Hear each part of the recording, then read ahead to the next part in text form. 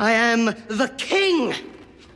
Any man who must say, I am the king, is no true king. Stellaris Dev Diary 247 is out, and we are finding out some new ways to rule the galaxy. Last week, Stellaris Overlord, the next DLC, was announced, and this week we're going to be finding out what some of the new features are. We're going to be finding out about vassal contracts and Overlord holdings, because this next new DLC is very much focused on the interaction between empires and the differences in empires with different levels of power. There is a massive amount of information in this dev diary, so without any further ado, let's dive in and find out what on earth is going on. In order to know where we're going, we have to first think about where we've been.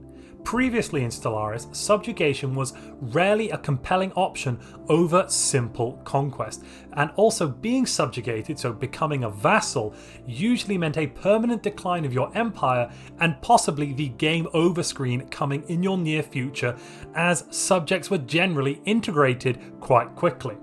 Subjects did not offer very much in the way of benefits to their overlords, and they didn't really have many freedoms that are necessary for a fun game to play.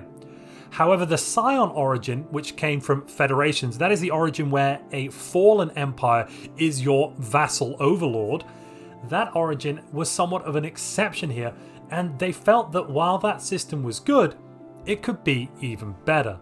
Life is good, but it can be better. So they're planning to make the Scion origin work within the rules, and that's the rules they're going to be defining soon, rather than being very much a special case. It's also noted that as part of the Unity changes in Libra, there is now more of an argument for spinning off sectors into vassals than previously, but with current numbers it is generally more valuable to control these systems directly. Vassal contracts will need to be negotiated. Both the Overlord and Subject will be able to propose alterations to the exact terms of their vassalization contract if it's a contract with another regular empire. However, the Khan, Awakened Empires, and those sort of powers do not haggle about the terms of their minions. They are very clear about the exact terms they're going to be getting. Subject contracts will start with a preset, and this is basically the opening of negotiations. This is very similar to some real world negotiations you would have with contracts. These are the basic subjugation types that you know from before, plus a few new ones: vassal, subsidiary, tributary, protectorate, as well as bulwark, scholarium, and prospectorium. That being, I think, defensive, military, scientific, and more of an economic-based vassalage, respectively. Each of these presets has a list of default terms, and can have additional unique effects tied to them. For instance, how protectorates give a massive bonus to research until the subject catches up to their overlord. The default terms of contract presets may have changed a bit from the old system to better fit the new, and the devs have done their best to ensure that anything you can do right now with your vassal remains possible. The core negotiation system is part of the free Cepheus update, though many of the brand new terms are part of the Overlord expansion. So even if you don't buy this DLC, you're going to be getting your hands on some parts of the negotiation system if you simply update to 3.4. And if you're enjoying this video, please vassalize that like button.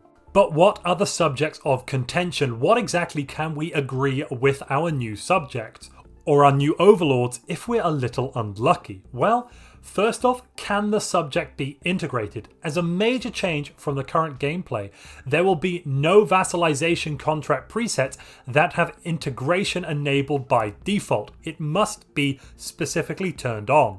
And that means you will no longer have to fear your empire going the way of the dodo if you become a vassal.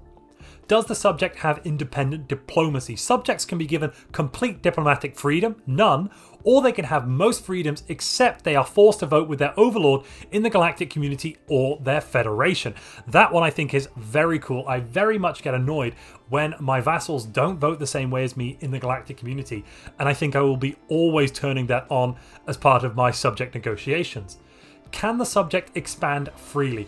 Once exclusively the province of a feudal society, now you can grant your subject the ability to freely expand. You can also stop them from expanding, bar them from doing that, or impose an influence tithe, and this is a cool one, making them spend extra influence which will go directly to the Overlord for the right to expand into empty systems. That does sound very, very nice. Most presets will start with controlled expansion where the influence tithe is the default term.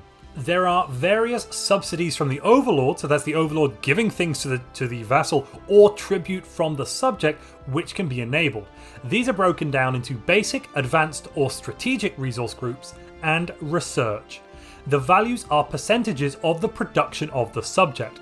In the proposal below, our vassal is offering 15% of their basic resource production as tribute, but is receiving a research subsidy equal to 15% of the subject's research from the Overlord. Now this is absolutely wild. This means we're going to be able to demand exactly what we want from any of the producible resources. So for instance, you could have a subject which is something of an alloy monkey, you're going to be getting a lot of alloys out of them, or let's say you conquer someone and they are very much a research focused society, well, you can demand 20, 30, 40% of their research from them as tribute. And on top of all of that, this is going to be completely wild in terms of the symbiotic interactions that can now happen between certain empires. Let's say in a multiplayer situation, one empire has rushed down alloy production while another has rushed down science, and both are lacking in the area the other is strong. Well, now there could be vassalization. One could become the overlord of another, and they could balance the books, so to speak. The heavily tech-focused empire could give some tech research bonuses or research production over to the alloy-focused empire, who could in turn give some alloys to the tech empire. This could be absolutely crazy. I can't wait to see what kind of situations are going to happen with it. Now, there are a whole load of symbols on this image as well that we simply don't understand yet, but don't worry, they are going to be covered a little later, so stick around. Are the Overlord and Subject drawn into one another's wars, and if so, which ones? This can be set to none, offensive, defensive, or both. Can be selected in both directions. Yes, this means that wars can now be declared on Subject, and that's been a pet peeve of mine for quite a while. If you have someone that is a Subject, you can only usually go to war with their Overlord, which is deeply, deeply annoying. Can the Overlord build holdings on the subject's world, and if so, how many? Now, we've not really heard about what holdings are yet, so don't worry, that will be covered a little later as well. The Vassal preset has a holding limit of 1, allowing you to use some holdings without Overlord, though you can lower it to 0 if you need to squeeze out an extra bit of loyalty. What is loyalty? Well, again, that's going to be covered, but this value is an empire-wide limit with a maximum holding limit of 3. You can only build 3 holdings across a particular subject's worlds, not on each of their planets. That is quite important to note here. So per subject, you're going to get a few holdings, but not per planet that subject has. So this is very much different to branch offices. And I say that because you're going to see holdings are very, very similar to branch offices. Does the Overlord share sensor information with their subject? Well, that can now be defined and negotiated here. So there is a whole plethora of different terms, different areas of discussion for the relationship between a vassal and their Overlord. I'm very excited about all of this, and I can't wait to see what players and the AI are going to be doing with it. Let's dive a little closer into that vassal contract screen we saw earlier. So, some subject types have fixed minimum or maximum terms. Tributaries, subsidiaries, and prospectoria, for example, must always provide their Overlord at least 30% of their basic resources. That is energy, minerals, and food in tribute. Now from this screen, we can see here that the sliders, because that's what you get here, sliders. Now the sliders are all starting at 0. And if you move them to the left, that means the Overlord will be giving a subsidy to the vassal, And if you move it to the right, that means the vassal will be paying tribute to their overlord. And as you can see, it's grayed out on the left hand side here. That means that tributaries, because I believe this is a screen for a tributary, can never receive subsidies from their overlord. They can only pay things. So tributaries are very much a raw deal for vassals. This is very much a tax. I'm thinking very mafia, you know, you've got to pay your taxes. Others can be restricted by civics as well, but it's important to see that diplomatic freedom here, that's set to independent diplomacy and cannot be changed, as well as expansion and also the type of integration. So tributaries can never be integrated as it stands at present. That is the same, so no real difference here. So an example of how a civic can interact with this: overlords with the feudal society civic can never select the expansion prohibited term, and they must join in their subject wars to some degree. Additionally, they have to allow their subjects some degree of diplomatic freedom. And as you can see here, feudal society is going to be updated again. Your subjects will gain an additional 1 monthly loyalty and will not suffer penalties from you having multiple subjects, that is loyalty penalties. Now we're going to get into what loyalty is. So different terms affect a subject's loyalty and have an immediate impact as well as an impact over time. For example, if in your diplomatic terms you grant your subject independent diplomacy, that will give 5 loyalty and another plus 0.5 loyalty per month, which may prove important later. If you're asking your subject to do something they are ideologically opposed to, those terms will probably cost extra loyalty, though the reverse is also true in a few cases. So here we can see offensive. The subject will join the overlord in their offensive wars. Effects: Terrassi Cooperative will only join Confederacy of Mura's offensive wars. Monthly loyalty change -2.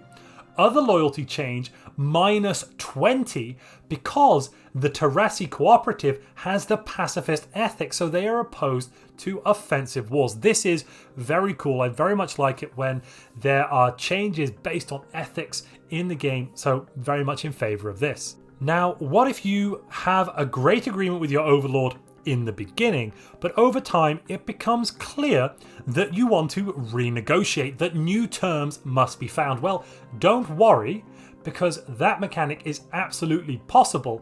Every 5 years, and it's subject to a cooldown and a cost of some influence. Exact costs are being determined, but every 5 years you're going to be able to renegotiate your contract. But how can you influence them into accepting your very generous offer? Of course it's generous. You are a loving lord. Well, giving them a good deal is certainly helpful. And just like before, empire relations and relative power will be going a long way. The terms themselves are also going to be heavily moddable, and the devs look forward to seeing what you modders come up with when you finally get your hands on this. But what do you think about these changes to Stellaris? Let me know your thoughts down in the comments below. So what are the benefits of loyalty? What does it really do? Loyalty is the currency used between overlord and subject.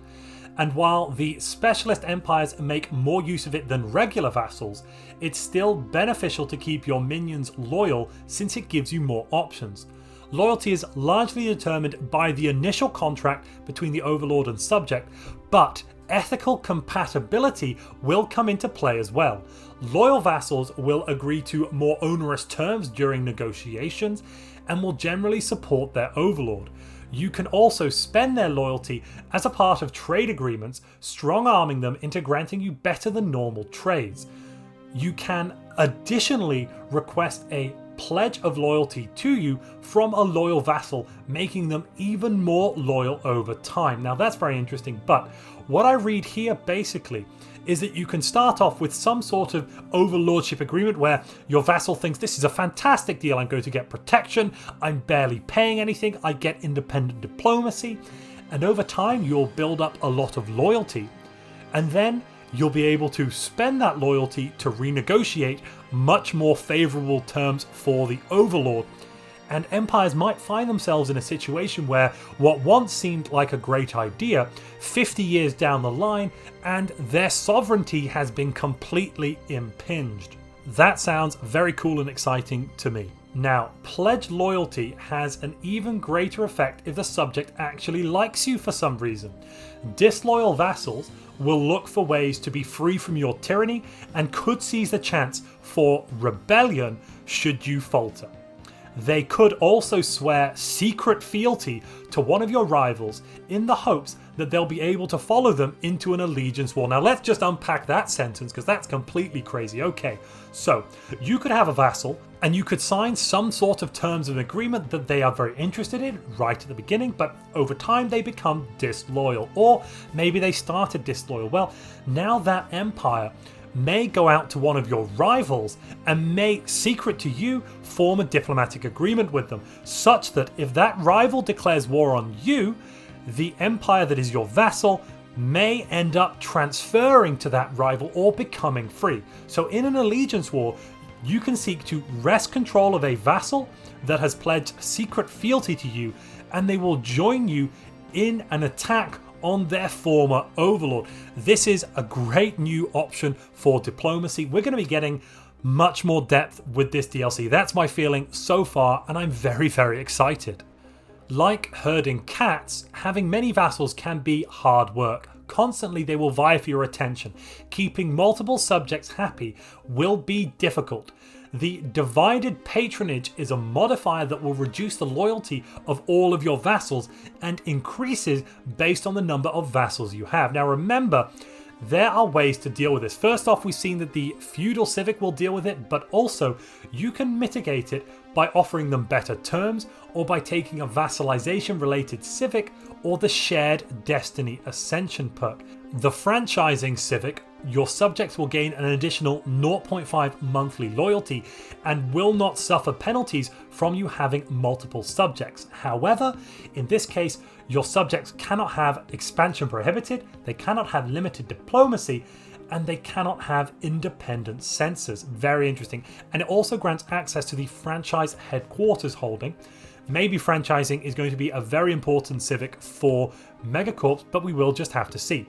On the other hand, shared destiny, it still will give you +2 available envoys, but now your subjects do not suffer the monthly loyalty penalties for you having multiple subjects. So this basically means by taking shared destiny, you're going to be getting something very, very, very similar to taking the feudal civic. And now let's also just unpack this image for a moment. If you notice here, the second ascension perk in this image is brand new. I don't think I've ever seen that before. It might be from a mod. Somebody correct me if it is from a mod or it is something we've seen before, but I believe that is a new ascension perk. I'm thinking that is the ascension perk that might be needed to get us an additional mega structure, but it does look like we're going to be getting from this, it's something to do with our ships. There is some blue lines here that could mean speed. They could also mean weaponry. I'm not quite sure. Let me know what you think this is down in the comments below though. Quite an interesting find here. And if you're enjoying this video and other videos on this channel, you can help to support this channel by either becoming a channel member, supporting this channel through Patreon, or purchasing something on the Humble Bundle store. Links to all of these are down in the description below. Until April the 12th, you can get EU4, another Paradox Grand Strategy game, for as little as €1, or you can get the game along with all of the DLC for under €20 on the Humble Bundle store until April the 12th. And now we get to Overlord Holdings. This is a new mechanic we're getting as well. In Cepheus, or Cepheus even, we are expanding the branch office system from Megacorp to be more flexible. The corporate tab on planets, as you can see here, is now being replaced with a more versatile holdings tab. For now we have corporate and Overlord holdings available, but we have future plans for this screen, so keep your eyes posted. Much like branch office buildings, holdings are better on another empire's colonies and can provide benefits to both empires. Much like criminal syndicate branch office buildings, some holdings might be far more beneficial to one side than the other. Each particular holding is planet unique. Corporate overlords can build both holdings and branch offices on their subject colonies. And here we're seeing the Ministry of Truth. That is providing 2 Overlord propagandist jobs, which will convert a small amount of unity into influence. Now, because of what's recently happened to influence, this particular building doesn't seem very powerful to me. I mean, it is very easy to get influence, and usually you'll be sitting at your influence cap a lot of the game, unless you're doing something like spamming habitats or constantly claiming other systems across the galaxy. But still, that's unlikely, so maybe Ministry of Truth isn't the building you want. Still a very cool building to see, definitely a lot of flavour here. We're also going to get some really crazy stuff here. So what other ministries or what other Overlord holdings can we build? Here we can see the Material Ministry. At a minus 0.5 monthly loyalty change, this will suck, and I really do mean suck, minerals and alloys out of the planets it's built upon. So miners will produce 2 less minerals for their subject and instead produce 3 minerals for their overlord, and metallurgists will produce 1 less alloy for the subject and 2 alloys for the overlord. This means in addition to whatever you're getting from your tribute or possibly paying in subsidies to your vassal, you are going to be able to build overlord buildings to directly take resources from your vassals. But don't worry, if you want to play something like an egalitarian empire or a xenophile empire, there are also buildings which are beneficial to both subject and overlord. For instance, here we have the Aid Agency, agencies founded and staffed by foreign benefactors, bringing some of their culture and knowledge to the planet. Well, this will give 2 aid worker jobs in addition to monthly loyalty change, which is very good, remember, for your overlord to get more loyalty out of your subjects. These aid workers will provide amenities, and for those amenities they will provide unity for their overlord. So this building will help both overlord and subject. Very interesting. Hive minds or hive overlords will get to build some universally disliked holdings, and they're going to be quite unique. So for instance, here we have the Splinter Hive. Basically, that means you're going to be putting a small part of your hive and dropping it on a vassal planet. What does it do? Well, you're going to get 1 Overlord breeder change and a massive penalty to monthly loyalty, but you're going to generate 2 pop assembly for the Overlord on the Overlord's capital. That is really crazy. I can imagine possibly now that means you could have a situation where possibly someone has many vassals and they're able to stack this Splinter Hive by building 1 on each of their subjects, because don't forget there is a limit to the number of buildings or holdings an overlord can build on a specific subject. The maximum is 3 and the default I believe is 1, as we read earlier. But if you could spam a lot of vassals and put these Splinter Hives down, you would end up with massive pop assembly on your capital. The devs are also adding some holdings associated with civics and origins. For instance, if you have aristocratic elite, you'll get your hands on the devious and disturbing noble chateaus. Basically, one of these chateaus will allow you to send some of the ruling elite that have fallen into disfavor with the court. That means you don't like them very much, and you can send them to another planet. They will give minus 15 amenities. Yes, you heard me right, minus 15. I assume this is because these specific elites are completely and utterly annoying. They're trashing everything. Think the Bullingdon Club. When they're on, when they're on one of their bad days. But each noble chateau will grant +2 stability in the Overlord's capital. Now that doesn't seem like very much, but if you could get 5 or 6 of these, that would be +10 stability on your capital, and that would translate to +6% output for your resources from jobs. That is really quite good. If you have the Shared Burdens Civic, if communism flows through your blood, you can now spread the communist message through communal housing projects. They will give +10 housing and +6 amenities, as well as +100% egalitarian ethics attraction on the planet. Now, overall, this seems to be only beneficial for the vassal, but don't forget, if you have alignment of your ethics, so if your shared burdens, meaning you're egalitarian, and your vassals are shared burdens, you're going to get more loyalty and you'll be able to negotiate better terms and better contracts. So if you can form some sort of Warsaw Pact, you will be able to suck more resources out of the empires you are apparently helping, because of course everyone is equal, but some are more equal than others. And the final holding we get to look at today is the Gaia Seeder Outpost. Basically, you're going to be able to turn, if you've got the Gaia Seeded Civic, your vassals' planets into Gaia worlds along with your own. Now that is of course going to make the subjects very, very happy unless they have the Hydra-centric Ascension perk. There are over 20 holdings, and they're going to share more in next week's Dev Diary, including a machine-specific holding, and some more on social media as the Overlord reveals continue. But basically, this Overlord system, as well as the Vassal contract system, looks to be a very versatile system that the devs are really looking forward to exploring more in the future. So with these very interesting and unique changes to contracts, it may mean that it is very much beneficial to vassalize your neighbors and make them pay you alloys or science instead of outright conquering their worlds, as that means you won't be suffering from any empire sprawl or empire size penalties. If you'd like to know how to reduce the penalty your empire suffers from empire size and therefore increase your research rate and the speed at which you can buy traditions, click the video on screen now.